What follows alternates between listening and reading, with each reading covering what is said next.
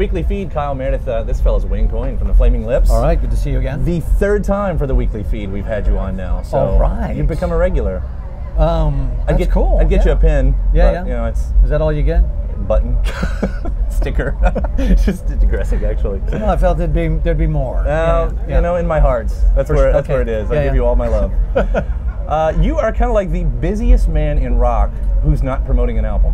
And that seems to always happen for you. Dude doesn't... I guess, you know, in promoting albums now, it does... I mean, we put out a lot of stuff. Right. You know, I mean, I think it's still true for some big acts where you put out a record and then you tour the world for 5 years and then you know, you get together and you put out another one. But really, we started a couple of years ago. We just weren't... It wasn't that we didn't even really want to do that anymore. You know, for us, it just got to be a little bit... I guess boring, you know, and whatever we wanted to do more in that time, we would just start to do it. And it got to be more manageable for us anyway, to put them out when we felt like it, as opposed to getting in line in the slot. Doing the campaign. Yeah, with the, you know, with the big major label and all that, you know. That's part of the things that we didn't like about, you know, being on Warner Brothers all the time. Is this giant machine, and it takes, you know, 6 months just to get anything going, you know. And I think little by little, I think the way that we worked our contract and stuff like that, I think really suits us now. That we do a lot of stuff. Yeah. Well, and it's fun to watch. It's fun to listen about. Do you ever, because the stuff you do isn't all the normal stuff, do you ever get worried that the story is bigger than the music? Because there's a lot to write about with you guys. No, not really. I mean, to me, music without all this other stuff sometimes is just it doesn't have, you know, it alone doesn't have the personality and all this stuff that, I mean, there's a lot of groups that I'll hear their music and not really get it until you see them, or you read something about them, or they're involved in something. You see a little bit more into what they're about. So no, I think all that is wonderful. I mean, you know, one of the most what do we say, public groups out there ever would be a group like the Beatles, you know. And I would say, for my own taste, you know, the more that I knew about them, the more I loved them. The more you got to get, and you really understood what their music was about and their art was about and all that. So I never fear that, but I'm not really trying to do that. You know, sometimes I just think to talk about music is really kind of, you know, it's just not. It's kind of dumb, right? You know, you can't tell me where it comes from. None of that stuff. Well, it's like no one really is going to talk about notes and amplifiers and chords, you know, and recording studios. I mean, really, in a sense, that's not really what music is. Music is this life, and this is something you get to listen to that tells you something about the life. So, I mean, I would say I live a lot of life. Yeah, it's a good lifestyle. Great. Yeah, it's great. Yeah, it's awesome. Yeah, there's one thing you've been doing that is really interesting. I won't call it downtime. It's not a downtime. You wrote the April Fool's note about celebrity, or April 1st note. We call it April Fool's, but April 1st note about celebrity. Yet you've really kind of positioned yourself with celebrity this whole time. It's a really interesting. Well, contradiction is not the right word. Right. Yeah. I mean, the way they presented it was this. Sure. I mean, we're talking about Kesha and Miley and all of that, right? Right, but I mean, some of comedy now is so close. Right. When you're in it, you can see it really is so close that it is almost true at the same time. Yeah. You know, but I don't know. I mean, I know the power of these silly things like Twitter and Instagram, and you know, anybody can go on there, and if they want to make a story out of it, they can, and they don't really have to call you up or be a publicist or anything now. And I like that. You know, I think it was probably 3 or 4 years ago at least when I noticed that people were doing that in the newspapers and the the little free entertainment things around Oklahoma City. They wouldn't really do an interview with Lady Gaga, but they could write articles about her all day because it's all right there. It's on her Twitter and Instagram, so it must be true, you know.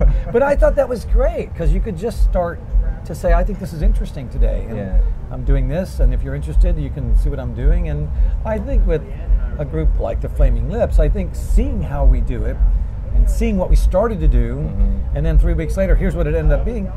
You know, if you're an artist, especially a young artist, wondering how do you do stuff? Yeah. I think it'd be wonderful to follow us. Just to have that whole thing. Yeah, because we started to do this, but then that didn't work out, and it's great to be able to change your mind. And you're not a fool if the idea didn't work out. That's what all art is. Yeah. Do you think it's good that we have more of a two-way conversation with the artists, that artists are as accessible? Because there's, in a sense, a bit of mystery going.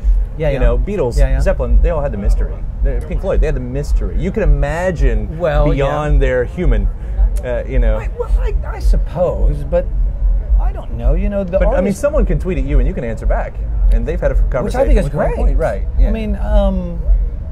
No, for me, like if I really love an artist, I want to know as much as I can about them, and you want to know what they did. I think it's interesting to know what they did on these days. When those big books came out, finally, probably in when was it, the early 90s, that sort of documented every day that the Beatles were in the studio. Oh, right. These were revelations to people, and you really got to see it. They did this in the morning, and then that night they finished Strawberry Fields Forever. It's just amazing. Yeah. So I don't think that at all. I think I'm putting it out there because I feel this is the life that our fans have given me. Mm-hmm. And I don't waste it. I don't throw it away, and I just say, look, this is what I get to do every day, and I'm going for it. Yeah. With the, I want to bring that back up. The two names I said a minute ago with Miley and Kesha. Yeah. I think you're doing something really interesting, maybe unintentionally here, about taking pop, these stars that make pop, these musicians that make pop. Mm-hmm. Filtering through the system of the Flaming Lips, and when they come out, they're different. Kesha, she had a very public moment where she kind of derailed for a second, got herself back up on her feet. Yeah. Miley, if you weren't a fan of her music, now you guys are working with her. That's positive that you could be a fan of her. What I'm seeing is there's this moment where the Flaming Lips are eating pop stars, digesting them, crapping them back out into something psychedelic and way more interesting than before. Well, that's a great compliment. Thank you. But it's mostly on their. They're the ones doing it. I could never call up Kesha if she didn't want me to call her and say, "Hey, we should do this." They're the ones, that are saying, "Hey, coming we should to you." Do this. You become their spirit animal. I hope so. Yeah. But those two, more than really some others that I've worked with here and there. They're absolutely wonderful. Yeah. Fearless. Yeah. Badass. I'm really curious to see how this Miley stuff comes out, because this could be completely different for her. This could be a shock to her fan base. I don't think so. I've seen them, and the same thing I would tell Kesha. It's like, they love you. Yeah. Music is just what they're hearing, and this idea that it's got to be a certain way. I'm like, no, they love you, and if you do it and you put yourself into it and you love it, I bet they'll love it too. And not try to be like, well, I got to be number one. It's like, you're already number one in their hearts. It's not that right. And if you really do this through love, and I think that's what real artists want to do. If you don't get to evolve through your art and through your music, you'll just go insane. Yeah. If you don't have the desire to evolve, you'll try to do whatever you think is going to work. But if you have a desire to evolve, like Miley and like Kesha, you don't want to do the same music you did last year, even if it's the biggest record in the world.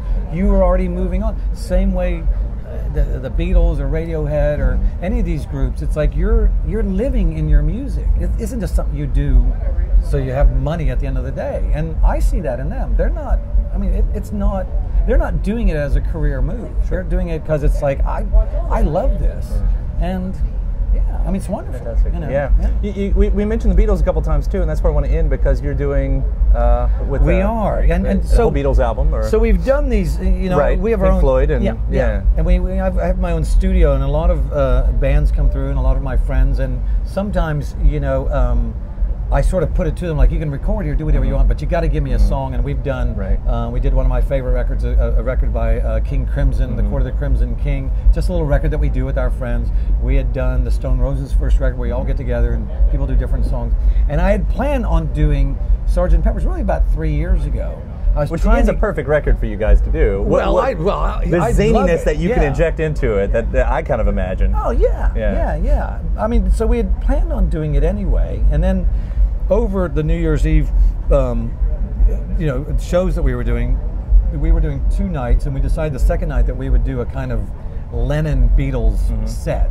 So if you were there both nights, you'd see us do our Flaming Lips set, and then that second night you'd see this extended set. And we kind of accidentally worked up this really fantastic version of Lucy in the Sky with Diamonds. Yeah. And it had got out there on YouTube, and people had seen it a bunch, and the David Letterman people were doing, I mean, this was all just coincidence. We really had not considered that the Beatles were doing this 50-year thing or anything. We were just doing it because obviously we love John Lennon and the Beatles or whatever. And I think it had gotten out there, and they asked us to do the Lucy in the Sky song on the David Letterman show, and we asked Sean Lennon to do it with us, and he jumped on. So it ended up kind of an incredible moment right there. If you're a fan, I mean, like, are you kidding? Look what I get. Are you kidding? Yeah. So he's doing such good stuff right now. That new record. Yeah, and we've totally been with him through all these things that he's really trying to do. So it sort of just by coincidence became the Flaming Lips doing Lucy in the Sky with Diamonds. Right. And when it came time to do stuff with Miley, we had a couple of tracks of our own that she was working on. We were working on songs together. And she was curious about, well, aren't you doing this Sgt. Pepper's record? And I was like, yeah. She's like, I'll be on it. Yeah. So we had the track already ready, and that's why it was easy to say, because we did 4 or 5 things all in one short day, and we did that track, and we did the Day in the Life track with her. And I mean, people don't realize, I mean, she's so into what she's doing. And these things are like one take. Right. You know, we would be there as long as we thought we needed to be, but she just sings the song, and it's like, well, that's great. So for you guys then, what, is it just for fun? Is like, this is something fun? Are you trying to get something new out of those albums, or Well, I mean, for people that love music, and you can listen to the way that they record, and we do our own recordings, and we have producers that help us and stuff too. But a lot of it's it's initiated by us doing it. Yeah. I mean, any artist, any musician, if you delve into that stuff and you're really going, what are they doing there? I mean, it's phenomenal. Yeah. There's a simplicity that people think, oh, it's just this and that, but there's a magic to it that isn't so obvious. You can't pull it off, but it makes you a better musician in the end. Well, it makes you go, oh my God, they didn't just do the simple thing. Right. They did this and they did that, and it's quirky, there's mistakes, they don't always sing on key, they don't always stop. There's all these things that people take for granted as being like, well, these people know what they're doing. It's like they didn't know what they were doing, and they went for it anyway. And that's what I love about it. Every time we delve into music, you see these you learn something about it. It's great, And that music is so wonderful anyway. I mean, you could not run into someone who loves music that isn't going to love that music. And now you're a part of that album's history, in a way.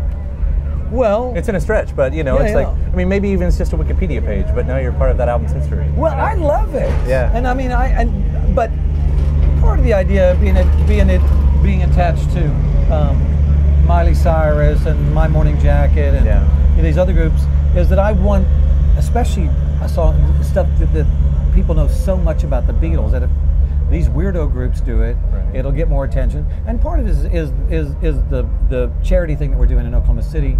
This volunteer organization that helps all these homeless animals, dogs and cats in Oklahoma City. I mean, they're cool people. It's all volunteers, and they help low-income families with their vet bills, which that's one of the big dilemmas. Is like, you just don't have $3,000 to go get your go and do that, right? Yeah. And so I know that if we do this Beatles music, a lot of people will probably think we're stepping on sacred ground, but I think it'll be interesting to people. And I know if we get these artists doing it, and I can say absolutely it's done out of love. No one's doing it. Everybody's doing it for free, volunteering all their time, all their effort. So it isn't. No one's doing this to become more famous or to make money. And secretly, all the money is going to go to this little place. And I want it to be. It's not so secret anymore. Well, I want it to be in Oklahoma City, because I want it to seem like there was a lot of things that are out there that are trying, in a sense, to change the world, and that's great. It's a difficult thing, but I know with just a little bit of concentrated effort, this thing in Oklahoma City 5 years from now won't be there, and we can say, hey man, Wayne's friends did that. They helped us do that. It's awesome, man. Yeah. It's fantastic. Well, thank you so much for giving the time. For sure, yeah. And I can't wait to see what's next. I know. Well, me neither.